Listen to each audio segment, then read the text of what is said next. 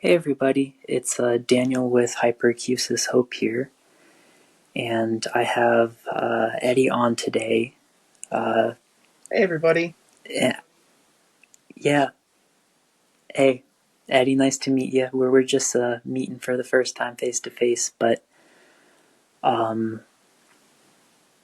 I wanted to I created this channel as a way to kind of make the best out of a difficult situation. Not only it helps me process, what I've been going through in this hyperacusis journey. But I also want to kind of allow other people to share their story and create a situation where, hopefully we can raise some awareness. So, thanks a lot for coming on. Could you just introduce yourself? Like, who is Eddie? So I'm Eddie. Have had Hyperacusis now for like 2 years, and it's been challenging. It's definitely been something to get used to. Um, I don't know. I could talk about it for hours. I'm sure we'll get into it, but I'm happy to be here and excited to do this. Yeah. Thanks for coming on. Tell me a little bit about yourself. Like, I guess I know hyperacusis can be limiting, but what kind of things do you like to do? A bit of a background. I'm a licensed plumber, and I've been in the trades my whole life, and so um, I'm used to work with my hands. So it's been a very big challenge to just sort of I can't use it anymore. So I have to like think differently. How am I gonna manage and do the rest of my life? And it's been challenging to say the least. Um, but yeah, so So you're kind of in sort of this period where you're kind of trying to figure out, you know, what does your life look like? You know, yeah, I'm trying to make the best of it. I guess that's where I'm at in my journey. Um, I hear that. Yeah, it's all you can do, really. Um, so yeah, you were really enjoying that work. Um, Tell me a little bit about it. Was the work that you were doing tied so into your yeah, hyperacusis? so Do you feel this is that how it it may have started. in any way So impacted? what do you call it? So I work with mostly residential. I deal with people like sump pumps, water heater, faucet. I talk to you, tell you about what's going on in your house, and what you need to prepare. I'm a sole proprietor, so it's just me, and I run the company, and that's been sort of my thing. And so I just sort of organically grew and got more customers, and I was quite busy with my life, and so um, How did you grow your business? yeah, so I started. It was a family business. It was me and my dad, and um, we sort of went along, and then he finally retired, and then I didn't do it the way he did it. We both worked in opposite ways, so it was a lot of head bunting. But Gotcha. once I went on my own, I was able to sort of adjust my clientele and people that kind of fit, uh, that sort of fit my group that we kind of vibe better because different people are good for different like we all interact differently and we want different things. What we expect out of people. And I was genuine myself, and I got to enjoy all these wonderful customers that I had over the years. That's awesome. I just, those memories sometimes can kind of help keep us going and motivate us to kind of move forward. So I wanted to just hear a little bit about that. Yeah. So tell me a little bit about how your hyperacusis started. What was your introduction to hyperacusis? Yeah. So I was doing a job with my apprentice, and we were removing some old piping. And to remove the old piping, we used a reciprocating saw with a special blade. And that day, I forgot to bring my earmuffs with me, so all I had was my little earbuds that I used to like listen to music with. So I shoved that in my ear, and I went about my business. Everything the work went fine. It wasn't until the next day. Um, Right. I wake up, I go to like go play some video games. I put on my headphones, and like I thought they were broken because I wasn't hearing well out of the right side. Um, so I was like, oh no. So I quickly dawned on me that that I lost some hearing. Um, and at this point, the hyperacusis wasn't too bad. I could tell that like the faucet was a little bit louder than usual, and flushing the toilet was louder than Gotcha. And usual. so this is the Yeah, first time you'd ever, I mean, at this point, I imagine you didn't even have a word for it, but is this the first time that sound was like too loud? yeah. So I mean, I noticed it that was that next day, um, but it wasn't that bad. So I sort of went to the ENT, went to the doctor, had injections done on my ear to try and save my hearing, and it didn't work out. But what I noticed was, and this is progressively worse, that I have because I also have tinnitus, so it's reactive. So as I'm doing Yeah. things, the sound that I'm doing is now stuck in my head. So like if someone goes by with a lawnmower, I hear a lawnmower in my head for the next day or two. And so I could still hear that saw that I was using to cut the pipe with yesterday or the day before. And so that was stuck in my head for a few weeks, if not a month. Yeah, so that's definitely a little, that must have kind of been distressing. Yeah, it was. It really scared me. I used to have panic attacks. Um, I went through a whole mental health journey, and I've been feeling a lot better. But just this really intense panic attack, and I was fortunate enough. I had my nephew over, and like we were working on my car or something, and I just had someone to talk to. But I, it's very scary because the tinnitus gets so loud that I can't hear what people have to say. It Oh, gets to wow. that point, and it's just terrifying. It's, it's distressing. Yeah, no, that sounds, I mean, I have reactive tinnitus myself. I'm grateful to say, that it's probably mild to moderate. My hyperacusis and pain are probably worse for me. But I know that even those days where it's kind of on moderate and like it's like you can hear it over everything, um, that is distressing to me. And so to the point where it's blocking things out, like because your body, even though there's no actual sound happening, your body's responding to it like there's actually like a really loud, constant noise. And that's unpleasant. I can imagine, especially just, weeks of like a power tool, just like, in your ears can't be pleasant at all, or anything that interferes with like your ability to communicate and stuff. So I empathize with that. Thanks for sharing about that. Let's see. So how initially when you were dealing with these symptoms, you said you had somebody to talk to about it, which is good to hear. But how did you initially sort of have any impacts to your relationships, or was it still relatively like mild? You're dealing with this sound; it went away after a certain point, right? Yeah, so I guess a bit of background. I'm single, and I live in a two flat. My dad lives downstairs. I live upstairs, and my primary job right now is actually caregiver. Through the VA, they have a very generous policy where friends and family can come in and take care of someone when they're older and elderly or have disabled.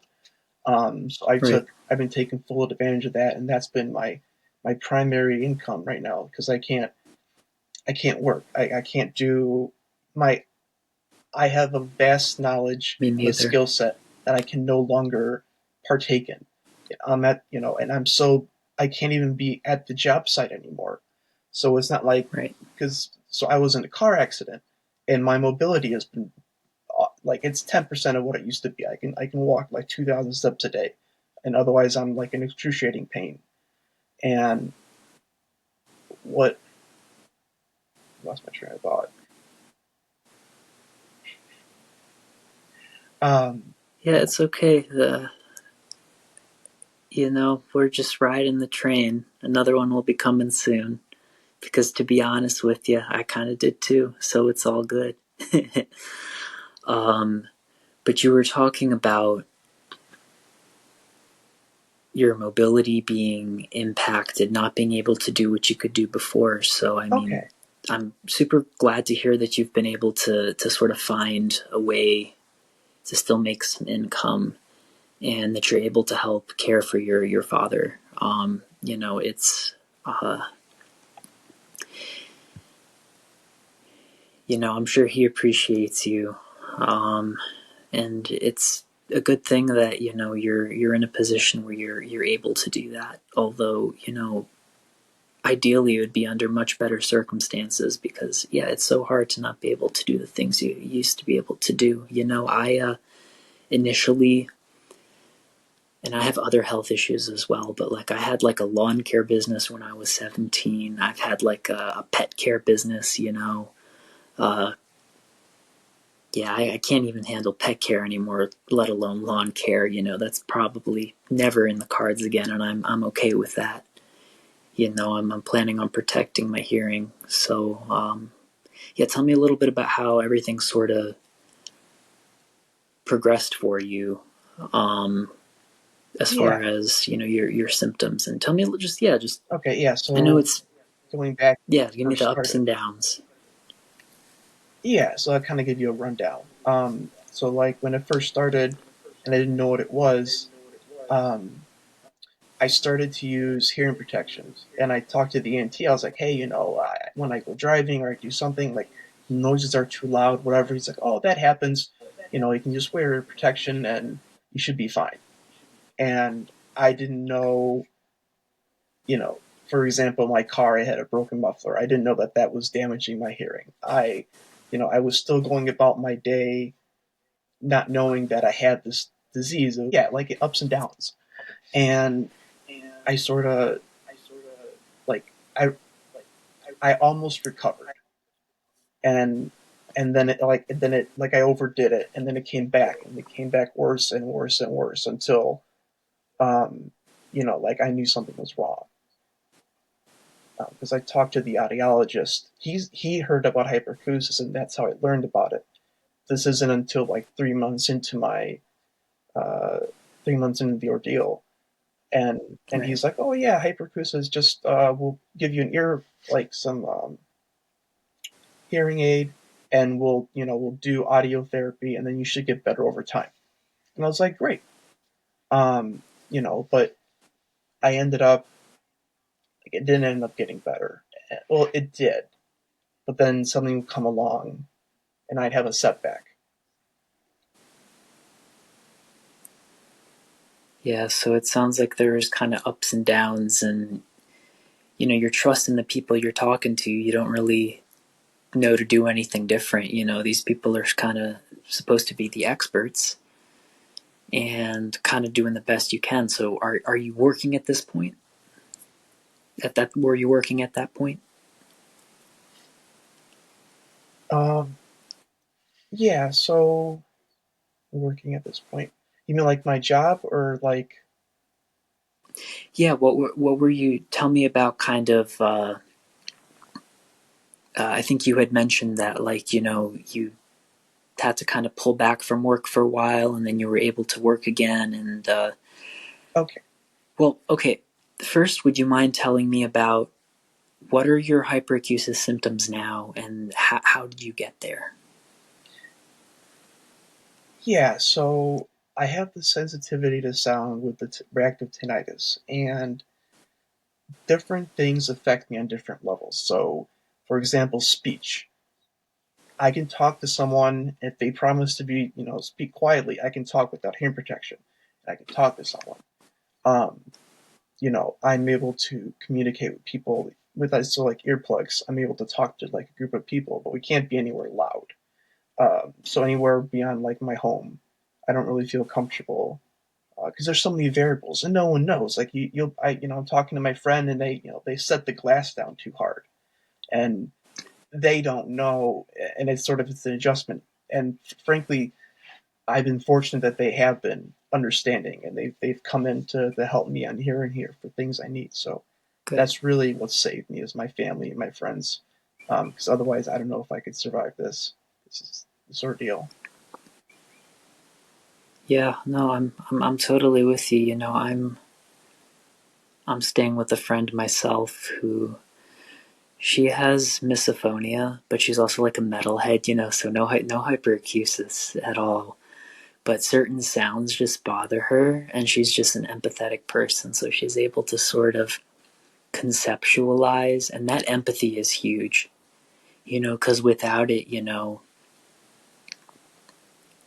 I mean, you know, we're social creatures and we need that connection. So I'm really glad to hear that you do have people who are understanding. I mean, it's would you say it's still a lonely journey?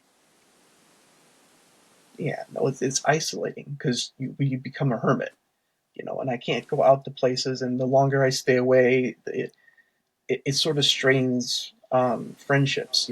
I'm only good with my close friends now because they understand, but like people that I Yeah, used yeah, to know, like just kind of casually, those relationships ended. And like the biggest thing about dating, this has turned, you know, made dating almost impossible. Um, and yeah. I can't even imagine how I would navigate that right now. So yeah, I hear that. And switching gears a little bit, like, is there anything that you wish you had known earlier in your hyperacusis journey? yes, so I I wish the ENT knew what I was having.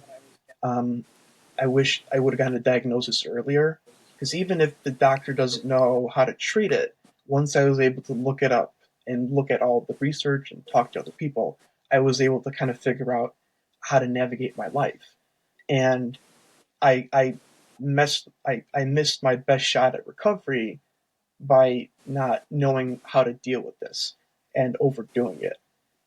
And I didn't know that I was even overdoing it. So um, Yeah, we can't know what we don't know. That's one of those things where hindsight is 2020, and I can relate to certain things I wish I would have known myself. So yeah, that's tough. What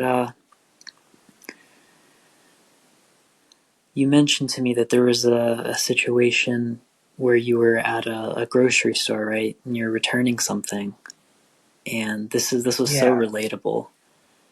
A situation where it's like we're wired, you know, to want to well, to behave a certain way, and just randomly running away from something isn't one of those things that you know is considered socially acceptable, generally speaking. Um, and you mentioned that is that kind of one of the things that brought you to where you are now? yeah. So my last setback. So I've had three major setbacks. The first initial one when I first started. The second one was about a year or so ago. I was on a job site because I was able to work again. I just had to stay away from the power tools, and Yeah, I had to heat up something with my torch. And at this point I've turned my I have to use my watch, and I have the decibel meter, and I have it. Hey, if anything is over like 70 decibels, it starts like ringing and shocking, to kind of alert me. Because I sometimes don't hear this, not the sidetrack, but sometimes I can't hear noises that are hurting me. Sometimes because of tinnitus and whatnot, I can't hear if there's like a little high pitched noise. That's going to hurt me in the long run, but I can't hear it. So anyway, so not to digress. So that was the one setback. And then the last setback was when I was doing the returns. I go to the store, I'm returning a bunch of stuff. I have to talk to the people to get the stuff because they don't have, receipts and whatnot. And it was yeah, halfway through where I knew, like, hey, I should just leave. I have to go. And I was like, no, I can just, it's not that bad. And, and the next day, like, it hit me, and then I was housebound. Then I needed double hearing protection to use a faucet. I need double hearing protection to go into the kitchen. I can't use the phone. I can't. yeah. It, yeah, You think having to use single protection for stuff is bad and frustrating until you have to double it, Yeah. and then it still hurts. Yeah. So yeah, I can empathize with that, and it's like, once again, it's like I know I have some regrets of things that I wish that I would have done differently, and that social aspect is real. It's like, this conversation will be over soon. Like, if you're talking to somebody, and so you're like, you don't tell them to speak more quietly just because it's like, there's like you get like fatigued of like, having to remind people, and how it can come off like, like controlling, or that like, you're like neurotic, but like really we're dealing with a lot of pain and suffering. It's a type of hell that you really can't understand unless you're dealing with it. So I do my best to, speak up and advocate for myself and be kind to myself. But yeah, there's times it's like I could have avoided, I'm grateful that I would say I'm moderate to severe, but fairly stable. Setbacks might take a week and some change, but I tend to come back to like a certain level of baseline. And I'm learning from stories like yours, and other people that I speak to, about sort of what to do, what not to do. But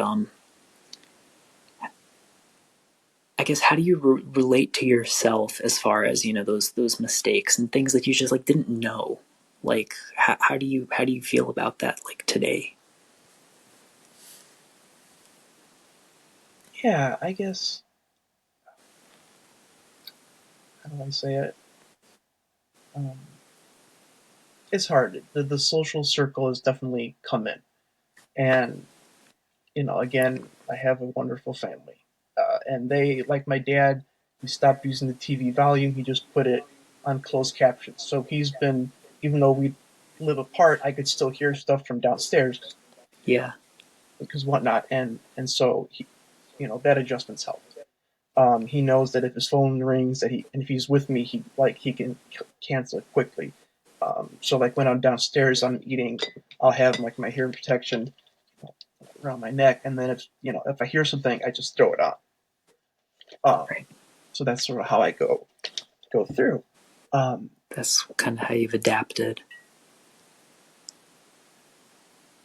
Yeah, it's unfortunate to have to like be on edge like that, but I'm glad that you've had people to support you despite the worsening of your condition, and just to kind of provide emotional support. It sounds like you've described you were at a more difficult place with your mental health, and now it sounds like having kind of a network, a support network, has been a really big thing that's kind of helping you deal with this difficult journey.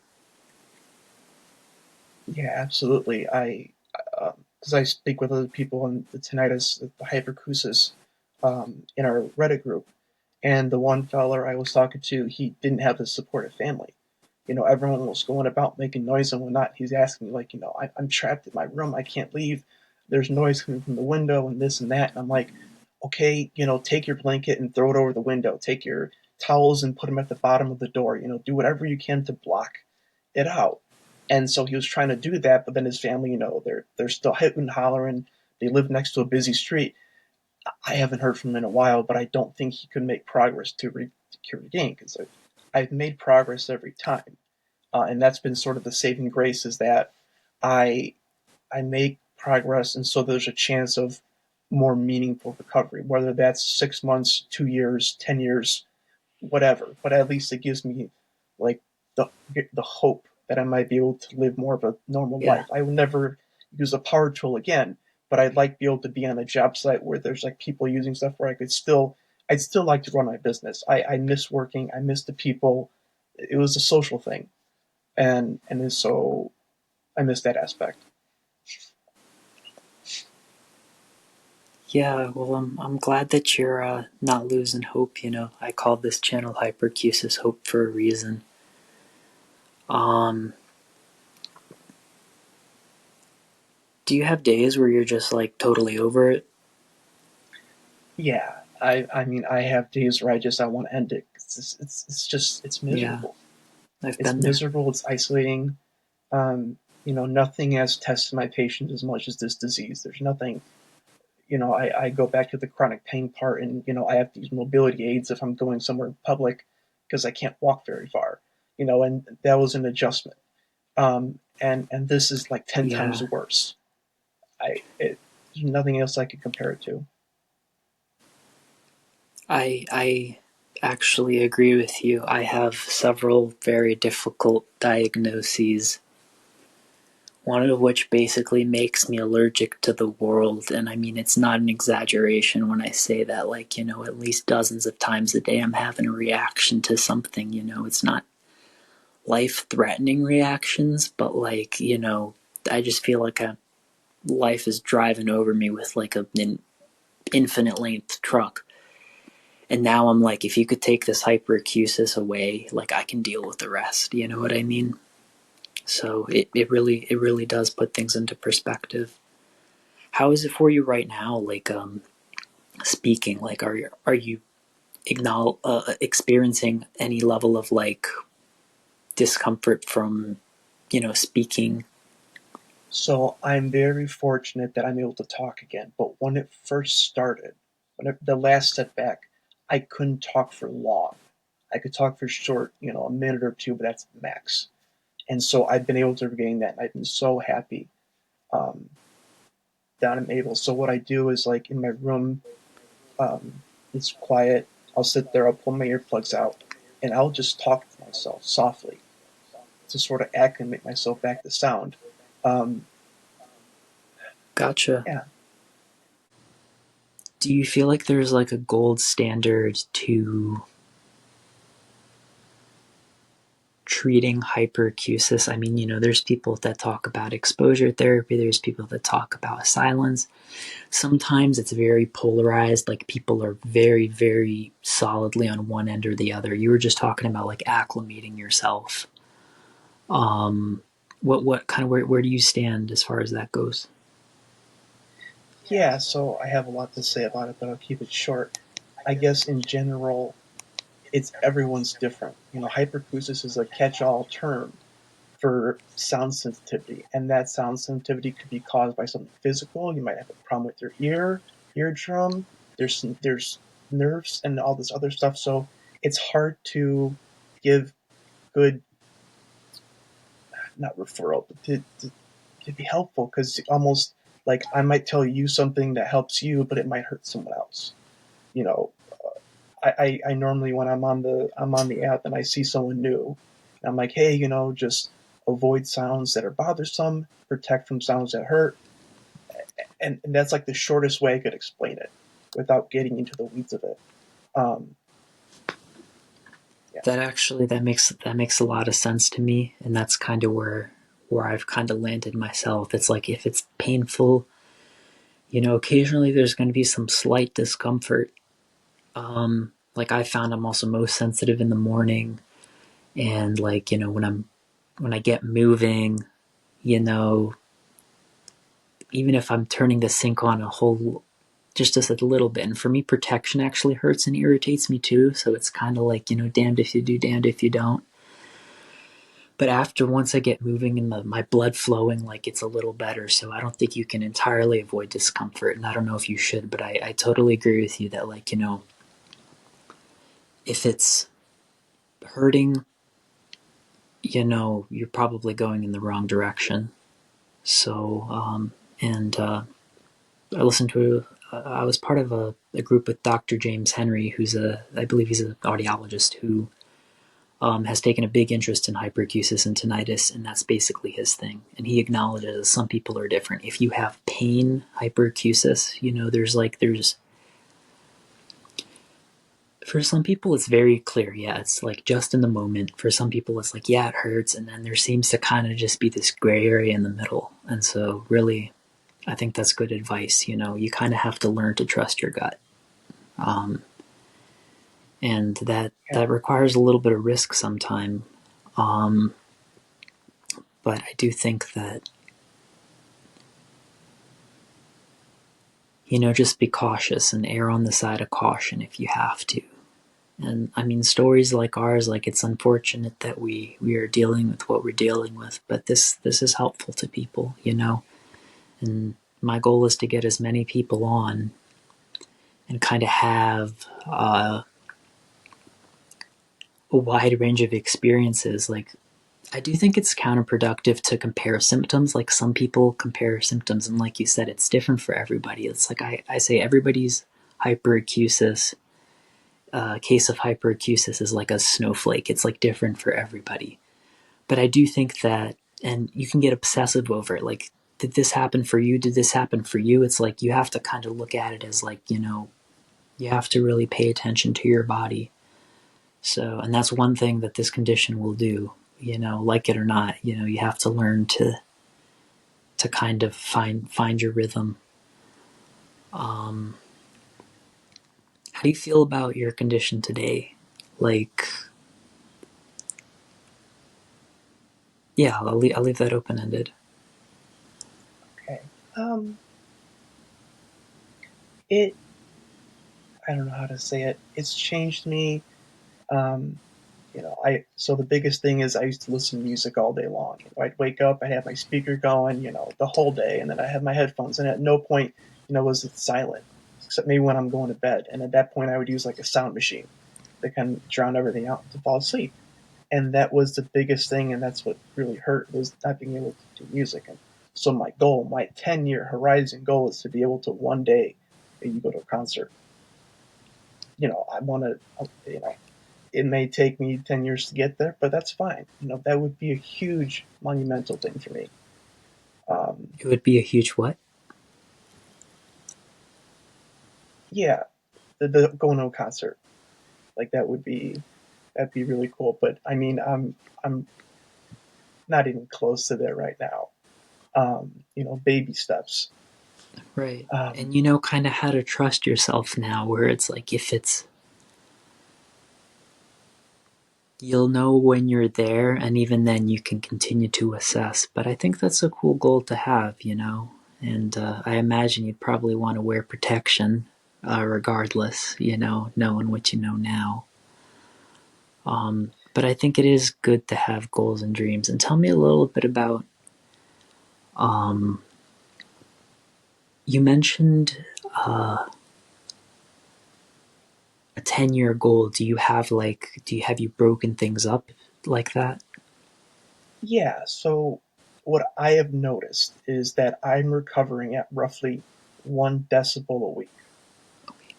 So my LDL. So when the last setback, I was down to like 32 LDL, and now I'm up to like 50. And certain things are different. Like talking to someone that I can do, but any sort of like speaker, I can't do it. My TV's on mute, my stereo's on mute. Everything's off. My ringer's off. Everything's like even vibrates too bad if it vibrates on the floor. So I turn the vibrate off my phone, and the only thing that rings is my wristwatch, my iPhone or Apple Watch, and that sort of vibrates to like let me know. But um, short term goal is to just keep going along. I'm hoping that at this rate, in 2 years, I should be able to go back to work. Um, if I continue this rate of recovery, I mean, it might plateau and I may not get there. But I'm sort of dreaming of being able to work again, to see people, to go do things. Even if I wear hearing protection Yeah. earplugs, that's fine. I might miss something when someone says, but I'm at least there, I'm present. Right now, I'm just isolated. Well, I think it's great to have goals like that, and I'm glad that you're seeing some forward motion. You know, from one hyperacusis warrior to another. That's huge. Um, would you say, like, for example, like, and I think that, I mean, this has been a great interview, and I think we can wrap up in a moment. But I just have to Yeah, ask, like, for example, like right now, I'm starting to get like, I don't know what it is. It might be my tensor tympani, you know, or and then also my tinnitus is going up. I'm feeling engaged. I'm like, I know that I can recover, you know, probably in by the end of the day, or like, even within a couple hours back to baseline. But I am finding that as this conversation is going on, I am getting like a little more discomfort. Is that something that you would recommend based on your experience to like avoid? Yeah, just anything that brings you any sort of discomfort. Um, and I'm fortunate enough that I don't have Noxus where it's really painful. It does get painful when I was reaching, when I was at my worst, it was painful. It was like a stabbing pain. Um, but right now I'm not having that. And so I just sort of count my blessings. So for you, it's just intense distress with noise as it's happening. Yeah, it's so normally it's like you're next to like a loudspeaker and it's just way too loud. You're uncomfortable. You want to move away, but I can't move away. It's like all around me. So it's just sort of happening. And see, this is actually, I'm very glad you brought that up because I mean, I experience pain and the pain can be long lasting, but the way that I experience it is quite difficult or quite different from what other people have described. Like, I've had electric, like, shock sensations go down into my fingers and toes before. Right, like I don't think that's super common. I've heard of it, but I seem to kind of be in the minority there. But there's some people who have like they're just annoyed by the sound, and but they can still go along their daily lives. And for you, it's debilitating. And I guess you've been to the point where it's really painful, and you're trying to keep yourself from going there. But I just really want to kind of draw attention for anybody that's watching that it's really this spectrum, and regardless of how somebody I think there's some people who are very severe that sometimes get resentful, and it's like, oh, like you don't know what it's like. I feel constant stabbing pain 24 hours a day. And that is very distressing. And I have a lot of empathy for those people. But this can be a very, there's catastrophic, but you can still be severe and have it really impact your life. And so that's why I think also it's important to not compare and really recognize that, like, hyperacusis is so lame. It's like if we were able to do more, we would be. Like, I don't want to be stuck in this damn house all the time. I go out into the woods when it's not rush hour, and that's pretty much all I do in terms of going out. Maybe doctor's appointments, double protection. And it's like, yeah, it sucks. No better way to put it. Um, Yeah, it is. And I could talk about this all day and I don't want to keep you too long. I have some resources that I'll send to you. There's another Redditor that I talk with. He has been, they keep track of like all these medicines we've tried and who's tried what and how much it's worked. That's how I kind of got onto the antidepressant because that ended up helping. cool. I guess like last thing I want to ask is there that anything else that we missed that like you'd like others to know about you or just want to like share in general? There is so much to know about this, and there's so little information, and it's so individualized, and it's it's hard for me to give like any sort of like help because it's just it's individualized. Um, I wish for you and everyone who's listening that like we're doing our best, and we just got to stay in it. So stay in it, be kind to yourself, realize you're doing your best. And I think that's all. Those are wise words, and I would add to that. It's important to stay connected. Just whatever that means to you, virtually in real life. Just try to stay connected to life because it's those little moments of joy. They're still there. Um, so hey, man, my ears are shot for now. But it's been wonderful connecting. I appreciate you coming on to share your story. Um, yeah, I think this was a great interview. I think we covered a lot, and I think that there's going to be something in here that helps people. So thanks for helping me, realize that mission. Interview number one, more to come. We'll definitely stay in touch. And yeah, I hope you have a peaceful rest of your day. Same as you. Take care. I'm going to make some dinner. All right. Bye bye. So yeah, nice to meet you. I can't really move my shoulder, but No, yeah, it's I'll fine. talk to you later. All right. All right, Take bye. care.